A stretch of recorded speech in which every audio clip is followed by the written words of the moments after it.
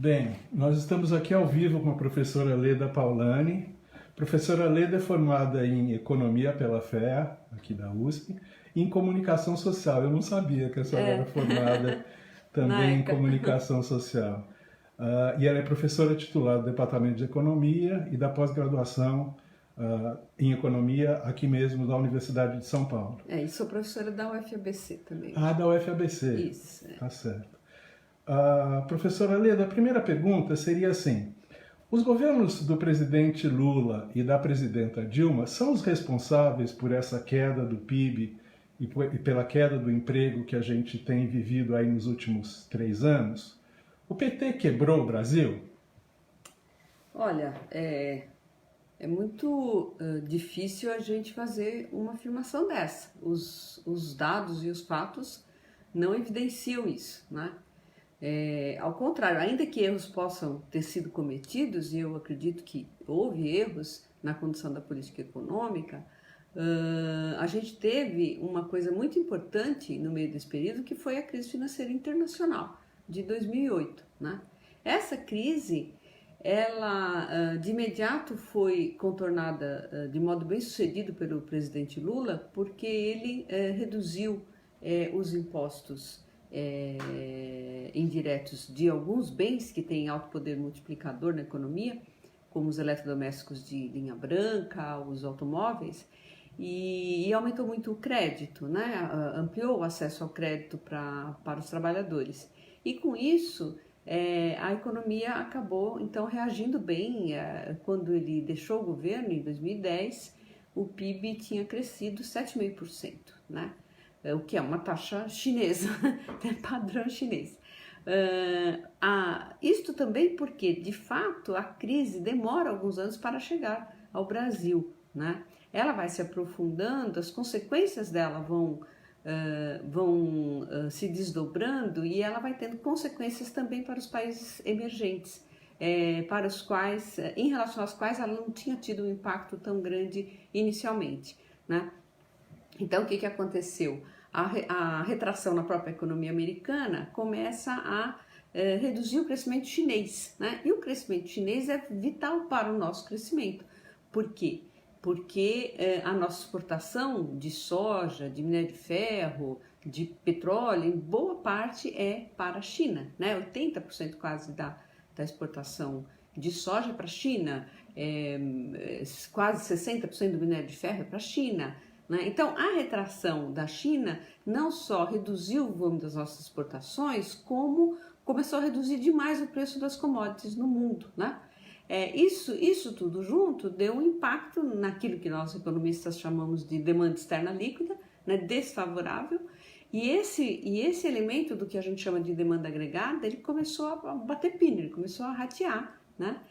E além disso, quando chegou em 2011, houve uma nova turbulência no mercado financeiro. As moedas de vários países da Europa começaram a ficar ameaçadas de ataques especulativos, como da Itália, da Grécia, da Irlanda, todo aquele problema com Irlanda, Portugal, Grécia, né? Aquela periferia do centro do sistema. Isso teve um novo impacto negativo aqui, né? Então, houve algumas tentativas de se enfrentar esse agravamento da crise no mandato da presidenta Dilma, com erros e acertos, a meu ver, né? Mas, realmente, assim, o grande fator foi essa mudança muito forte no panorama externo, né?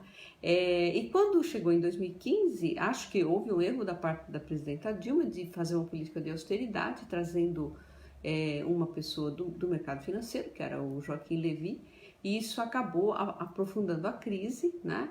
Mas também porque as medidas que se tentou tomar no sentido de conter a crise, o Congresso, já dominado pelo espírito de impeachment e de vingança do presidente Eduardo Cunha, e junto com os parlamentares do PSDB, né, começaram a fazer uma série de pautas-bomba e que tornaram inviável a própria condução da economia naquele ano, né?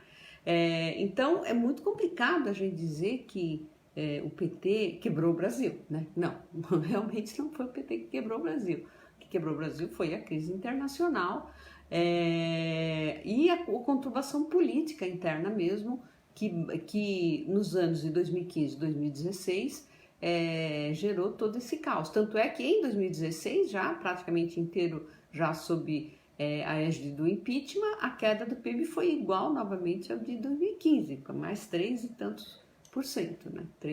Foi 3,8 em 2015, 3,6 em 2016. Olhando um pouquinho para frente agora, o presidente eleito Jair Bolsonaro e o ministro da Fazenda querem cortar gastos do governo. A senhora entende que isso vai fazer o emprego aumentar e a gente voltar ao crescimento? Eles falam muito de cortes, de reduzir o déficit, de zerar o déficit. Então, o argumento que se tem com relação a esse tipo de medida, o argumento conservador, né, convencional da economia ortodoxa, é de que os cortes do governo, dos gastos do governo, apontariam então para um equacionamento das contas públicas e que isso deixaria os empresários mais tranquilos e voltariam a investir, né? Então, que é o investimento, de fato, o investimento do setor, investimento de modo geral, né? Tanto o setor privado quanto o setor público, são as variáveis que têm autonomia e que podem produzir um crescimento que se sustenta no tempo, né? Muito mais do que o consumo. Agora, o consumo precisa sinalizar para as empresas, né, investirem. Então, de fato, o investimento responde muito mais a uma sinalização da demanda, a uma expectativa de demanda, do que a medida de cortes de gastos. A medida de corte de gasto em si, na realidade, ela contribui ao contrário, ela contribui para reduzir ainda mais o crescimento. Por quê?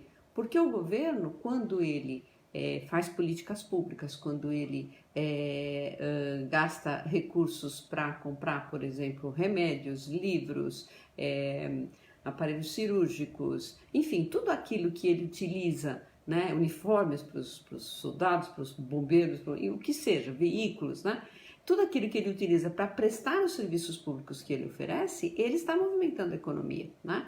Se ele reduz isso, ele está reduzindo também o impulso de crescimento que a economia pode ter pela atuação dele, né? Além disso, você tem assim, a previsão de que haja um estreitamento de recursos para políticas que efetivamente põem renda monetária na mão das pessoas, como o próprio Bolsa Família, apesar de ele dizer que vai pagar aí o 13º, mas também se ele reduzir para 1/4 o Bolsa Família, pode pagar o 13º, 14º, 15º, né? E outras coisas, como o benefício de prestação continuada, que está na mira deles também para reduzir o valor, né?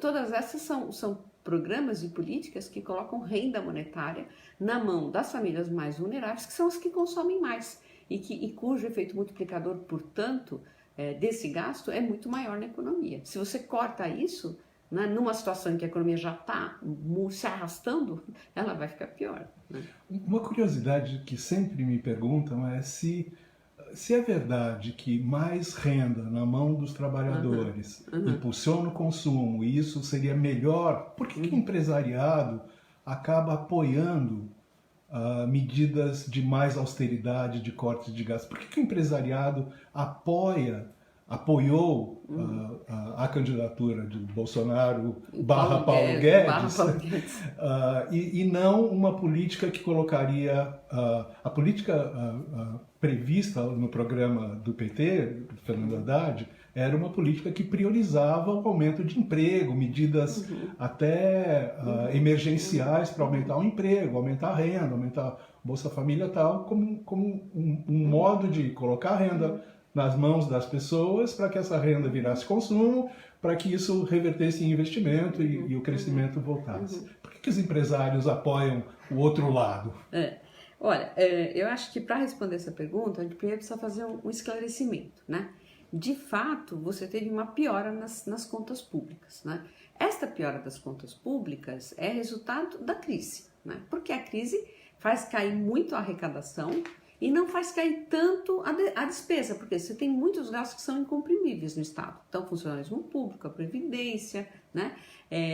A maior parte dos gastos são bastante inelásticos, né? Você não é porque cai a arrecadação que você pode cair igual o gasto. Então, a tendência é que você tenha um desequilíbrio maior nesses momentos de crise. Então, de fato, a relação dívida-PIB cresceu, né, por conta desses déficits que se acumularam aí de 2015 para cá, déficits, 2014 na realidade já teve um pequeno déficit.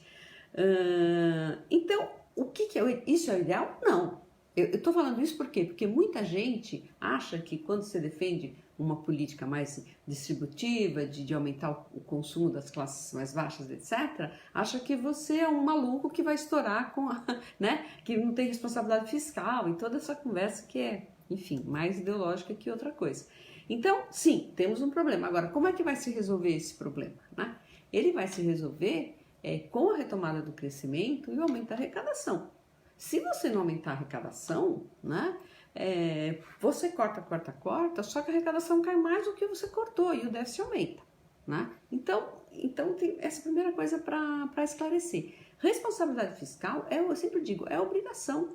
Né? É obrigação de qualquer indivíduo que está lá gerindo as contas públicas.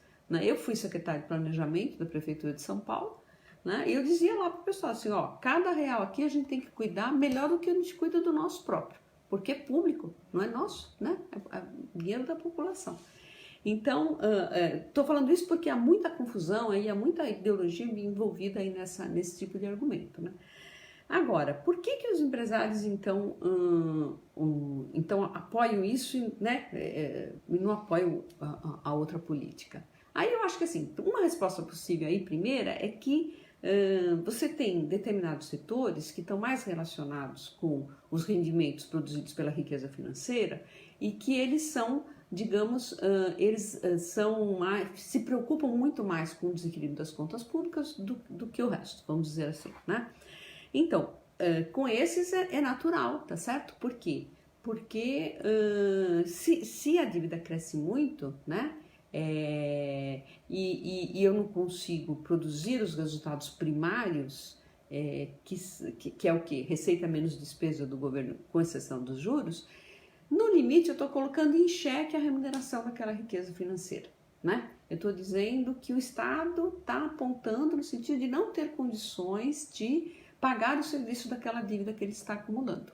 E isso não é uma coisa boa para os detentores de riqueza financeira, né?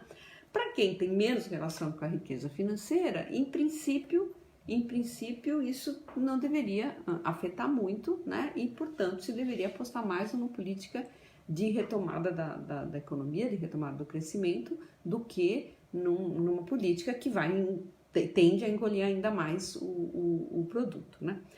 Mas aí duas coisas. Primeiro que não dá para a gente separar hoje, assim, muito diretamente, né, o setor financeiro do setor produtivo.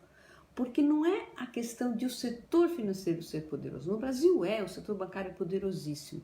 Mas não é essa a questão principal. A questão é que o próprio processo que a gente chama de processo de acumulação de capital, né, processo que gera, no fim das contas, o produto, o emprego e a renda, ele está financiarizado, né? Ou seja, hoje já muitas empresas do setor produtivo, elas têm ganhos financeiros, né? Porque elas, na realidade, têm, como é que se diz, parte do ganho delas vem não do fato de produzir e vender bens ou serviços, mas sim da aplicação da sua própria riqueza financeira. Então todas são um pouco tomadas por isso, né? Isso é um ponto, né, que é um ponto objetivo. Mas tem também um ponto ideológico, que é o seguinte, né?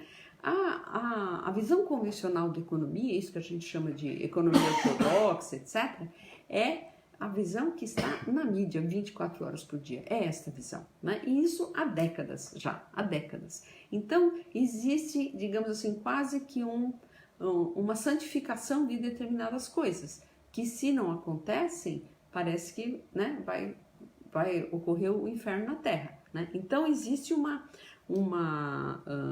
apego a determinados princípios que nada mais são do que reprodução desse discurso que se vê 24 horas por dia, dia a dia, ano a ano, década a década, sendo reproduzido na mídia, né? A mídia comprou completamente esse discurso e o espaço para você contestar isso é muito pequeno, né? Então, o empresariado como um todo, e aí se mistura um pouco isso, quer dizer, por exemplo, déficits, né? Então, o crescimento da dívida, com uma outra questão que é a de que, em geral, os empresários não gostam muito de Estado grande, né? Não gostam muito de Estado poderoso, eles gostam de mercado e não de Estado. Tá certo, estão na posição deles, né?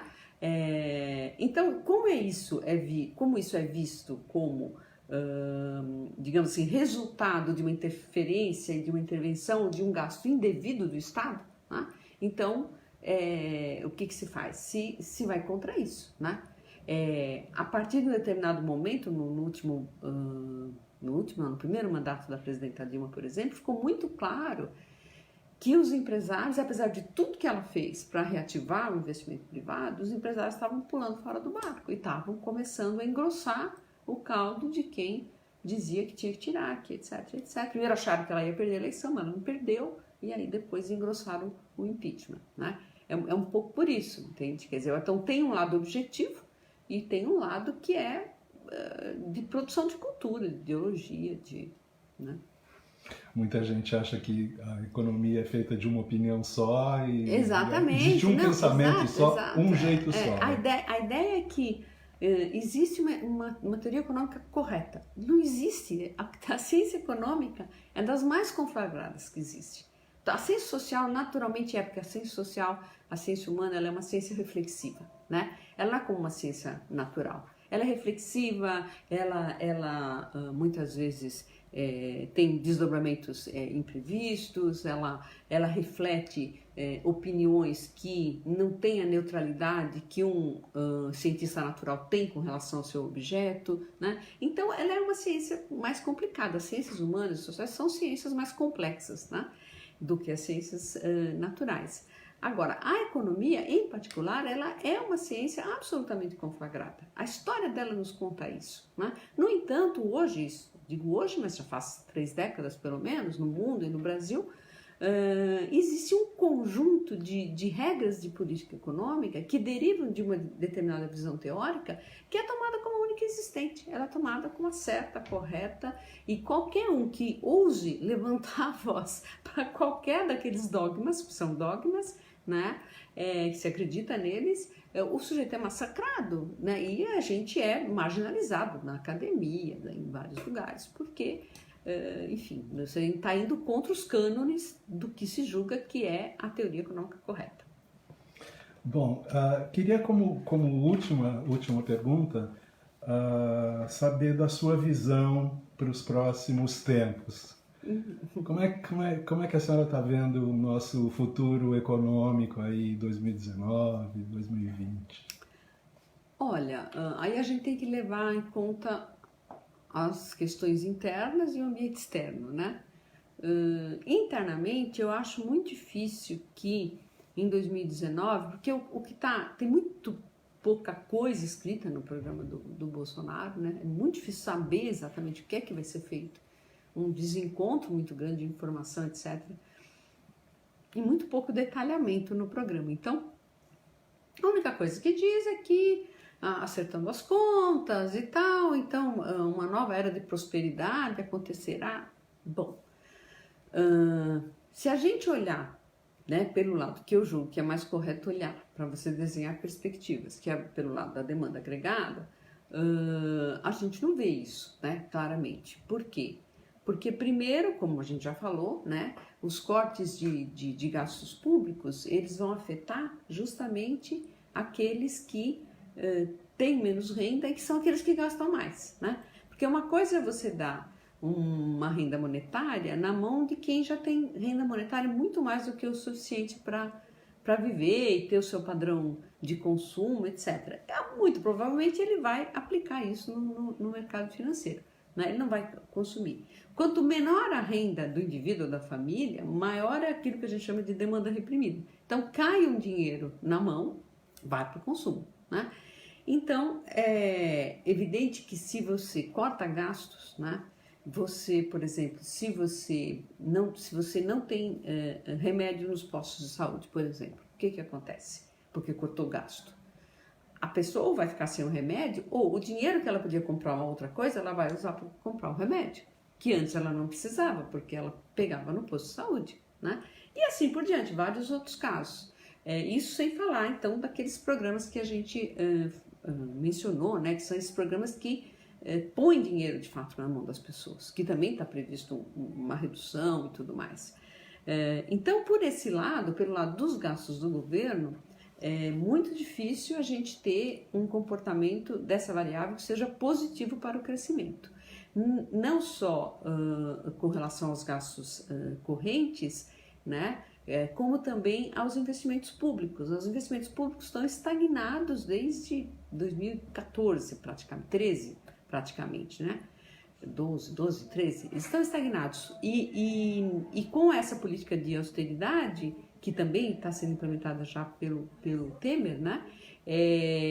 Você não tem nenhuma margem para o que a gente chama de gastos discricionários, que é onde entram os investimentos. Então, você não vai ter investimento. Bom, sem gastos do governo e sem investimento, a probabilidade é que o consumo seja muito baixo, e isso não vai ter uma boa sinalização para o setor privado investir, né? De outro lado, a demanda externa depende das boas relações comerciais, e esse governo está fazendo muita confusão, né? Quer dizer, ele está afetando os parceiros comerciais nossos, que são os mais importantes, né? Tudo que já foi falado até, a menos que se recue, né? Porque eles já falaram e recuaram tantas vezes em tantas coisas, que fica difícil a gente ter uma ideia mais firme do que vai acontecer de fato. Mas se realmente, né, se privilegiar uma relação com os Estados Unidos em detrimento de uma relação com a China, com os países do Oriente Médio, com a Rússia, com o Mercosul, né, a probabilidade é que a gente vai ter um sinal muito negativo da demanda também por esse lado, né? Porque ao invés de a gente ter superávites ou um déficit em transações correntes menor do que a gente tem hoje, a gente vai ter uma reversão nessa variável. E aí enfim, se arma um conjunto de elementos que não vão sinalizar para o empresário privado investir. Eu acho que não. Se eu fosse empresário, não investiria agora de jeito nenhum, né? No setor externo, de outro lado, a gente tem... no setor externo, de outro lado, a gente tem uma dúvida aí com relação ao que pode ocorrer, né? Existem informações já sobre formação de bolhas de ativos, o que é natural, porque são 10 anos aí de redução de taxa de juros negativa, né? É natural que os preços dos ativos acabem subindo além da conta. Falam que tem bolha de ações na China, né? Bom, enfim, então tem aí algumas ameaças, né? Se essas ameaças se concretizam em 19, 20, 21, sei lá, né?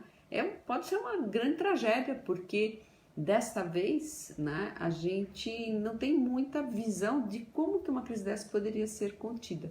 A crise internacional anterior foi contida basicamente com aquilo que a gente chama de monetização dos ativos podres, né? Todos aqueles ativos, né, financeiros que baseados em lastros que não existiam e etc., eles acabaram sendo monetizados tanto pelo Federal Reserve americano quanto pelo Banco Central Europeu, né? Isso criou o que se chama de quantitative easing, né, que é uma política de relaxamento monetário, só que ela está, digamos, numa espécie de limite, né? E todo o establishment econômico mundial questiona isso, diz, bom, não se pode mais continuar assim, só que ninguém sabe como sair disso. Então, se nesse cenário vier uma crise, uma nova crise de estouro de bolha e tudo isso, as consequências podem ser muito piores do que as da crise de 2008, né?